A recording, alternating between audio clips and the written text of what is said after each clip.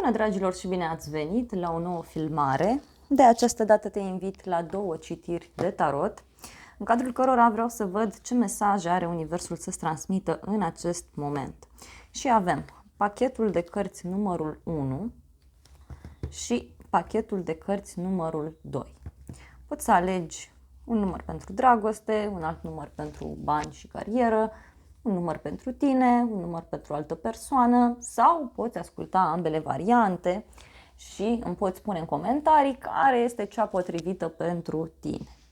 Și acestea fiind spuse, ne vedem la numărul sau la numerele alese de tine. Bine ați revenit, dragii mei, cei care ați ales varianta 1. Haideți să vedem ce mesaje avem pentru tine. Ce ți se transmite? Wow! Văd că te afli într-un blocaj. Poate să fie un blocaj birocratic, un blocaj care ține de familie. Nu știu, parcă te simți îndepărtat, te simți marginalizat. Poate chiar e vorba de o situație legată de o relație. Simți că relația e blocată, că te afli într-o perioadă de stagnare. Și văd aici o nedreptate, un compromis. Poate chiar e vorba de niște minciuni pe care cineva ți le-a spus, sau e vorba de o nedreptate pe care tu o simți, în general vorbind, în legătură cu dragostea, în legătură cu plăcerile tale. Hai să vedem. Uite, văd aici un ajutor foarte mare pe care îl primești din partea familiei sau din partea unei persoane foarte dragi ție. În egală măsură, văd aici că apare o situație destul de tensionată în viața ta privată. Tu ai un ideal pe care vrei să ți-l îndeplinești. Poate chiar e ceva legat de bani sau are legătură cu siguranța de care tu ai nevoie în relația în care te afli, în situația în care ești.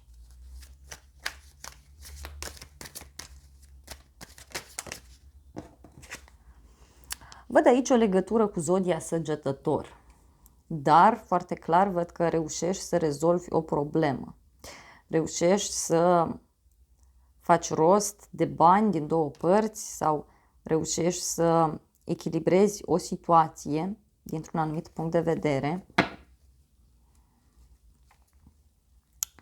Poți avea aici legătură cu o persoană care studiază la un nivel înalt sau cu o persoană care vede lucrurile altfel. Mai văd aici o legătură cu zodia Balanță, Rac și Scorpion. Este clar faptul că lucrurile se rezolvă într-un mod neașteptat pentru tine. Poate e vorba de un loc de muncă, poate e vorba de o relație. Văd o decizie importantă care se ia în legătură cu o femeie sau în legătură cu o familie, cu o casă. Momentan lucrurile nu sunt foarte clare, dar să știi că se vor rezolva în curând. A ieșit din nou această arcană majoră care vorbește despre un final, vorbește despre o transformare foarte mare prin care tu treci. Văd aici un final care se petrece și care are legătură cu străinătatea sau are legătură cu zona studiilor înalte.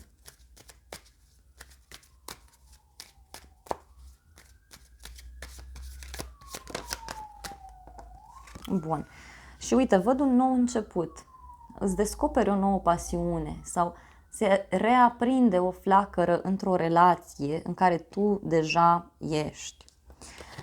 Uite, lucrurile încep să meargă într-o anumită direcție.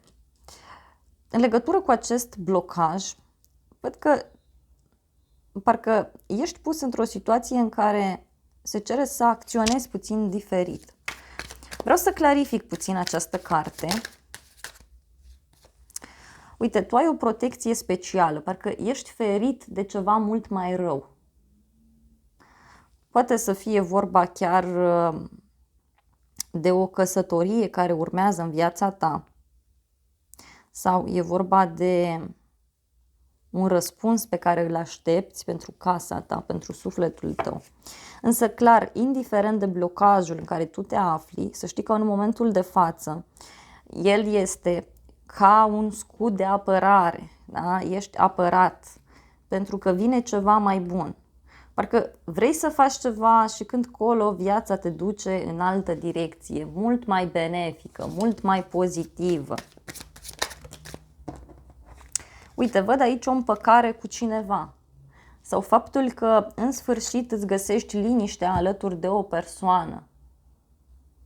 Te întâlnești cu cineva și mai văd, uite, un drum pe care îl faci, o schimbare, o mutare. Dar ori te muți împreună cu cineva, ori e vorba de o vacanță pe care o petreceți împreună, te întâlnești cu o persoană, stai de vorbă și uite, reușești să-ți clarifici situația. Mai văd o legătură cu zodia Berbec și cu zodia Fecioară.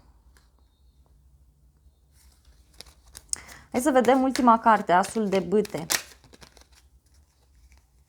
Au ieșit mai multe cărți, wow! Asul de Bâte îmi spune clar faptul că tu lași în urmă un inamic, lași în urmă ceva negativ. Un loc de muncă, o situație.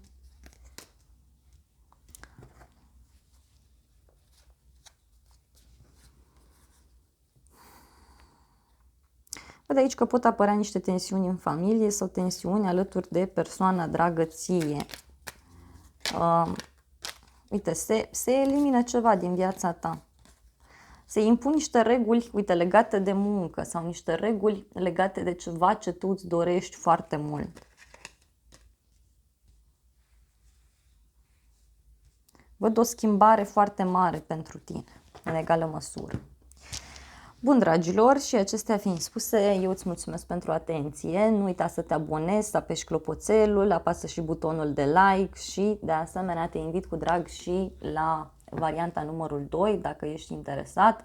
Îți mulțumesc frumos pentru vizionare, abonează-te, apasă clopoțelul, apasă și butonul de like și să ne revedem cu bine și data viitoare, să ai parte de o zi sau de o seară cât mai frumoasă.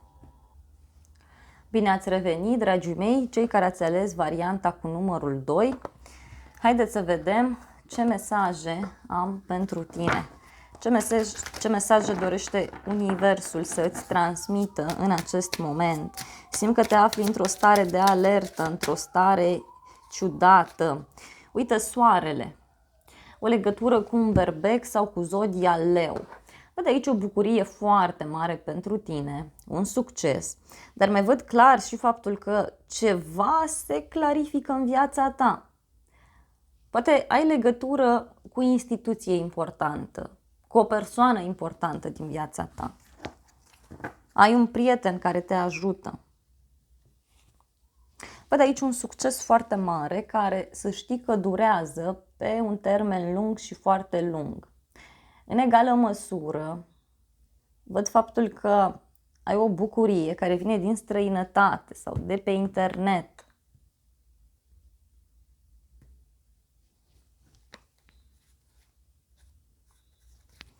O bucurie care vine din două părți.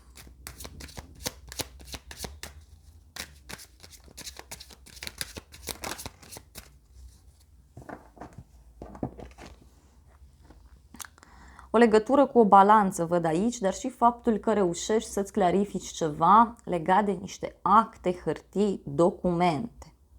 Văd o persoană care cântărește lucrurile, care încearcă să găsească cea mai bună soluție în situația în care se află. Mai văd o legătură cu un rac, cu un scorpion și o întâlnire cu niște prieteni la o vreme de seară. Văd că înveți ceva, studiezi ceva în ascuns. Ai mers să te interesezi, ai mers să rezolvi o problemă, doar că aici apare o surpriză neașteptată pentru tine. În relația în care ești, văd că lucrurile se clarifică și văd o stabilizare mult mai mare între tine și o anumită persoană. Uite, apare o bucurie foarte mare și un succes, deci se repetă mesajul. Nu știu ce vrei tu să faci aici, dar e cu succes. Dacă ești o persoană singură, vezi că apare cineva nou pe internet sau poate să fie o persoană dintr-o altă religie, dintr-o altă cultură. Da? În alte cazuri.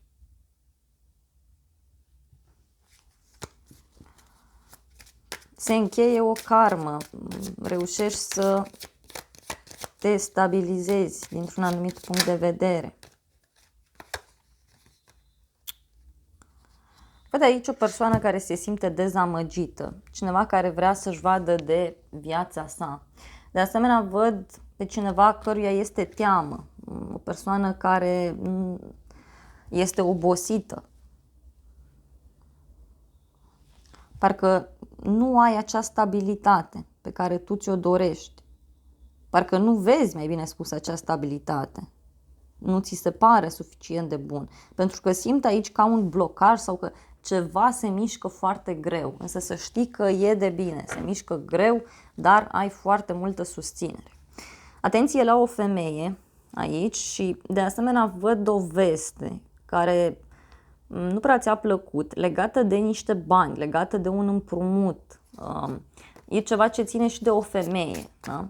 E o situație în care tu ai vrut să mergi să-ți clarifici lucrurile.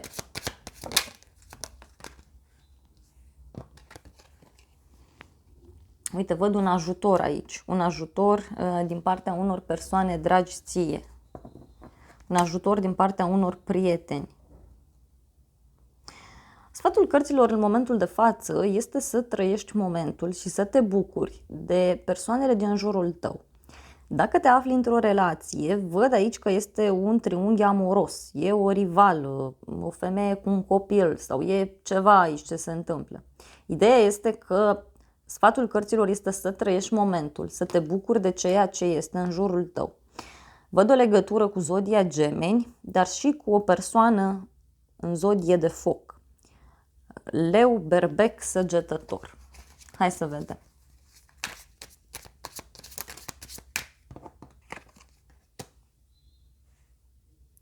Dacă îți cauți un loc de muncă, vezi că ai toate șansele să găsești foarte rapid. Însă este important să îți cauți ceva care să-ți placă să faci, pentru că acolo să știi că vei avea deschidere. Acolo ți se deschid drumurile. Uite, văd că începi să acționezi într-un mod diferit în legătură cu relația respectivă sau în legătură cu tine, în general vorbind. Și de aici ai parte de un succes foarte mare. Da? Se repetă mesajul. Fă în continuare doar ceea ce îți place. Uite, apar banii. Puterea, o legătură cu un leu. Uite, o nouă putere pe care tu o deții. Este o independență financiară, este o stabilitate mai mare într-o relație. Dacă ești o persoană singură, apare cineva, dar vezi că e o persoană care are de pierdut niște bani. Aici văd o așteptare din partea ta, ceva ce aștepți și nu-ți place. E ceva din trecut, simt să-ți transmit. Te revezi cu o persoană din trecut. Ești iarăși pusă într-o situație ciudată.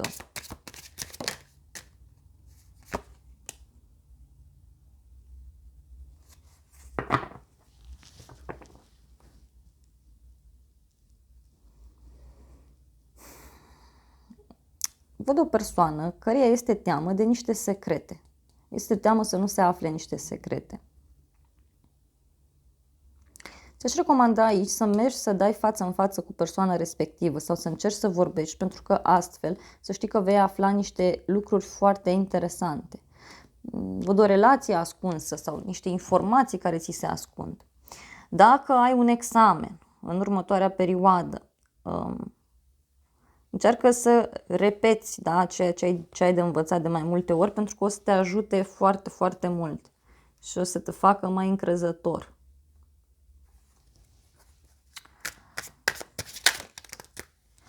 Încă o dată o legătură cu un rac sau cu un scorpion.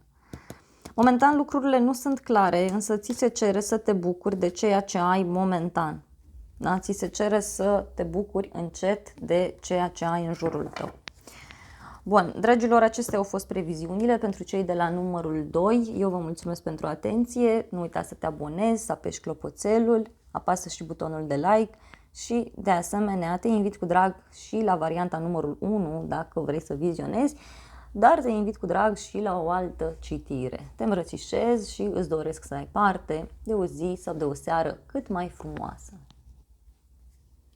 Dragilor, acestea au fost previziunile pentru ambele variante. Eu îți mulțumesc pentru atenție, te îmbrățișez și îți doresc să ai parte de o zi sau de o seară cât mai frumoasă.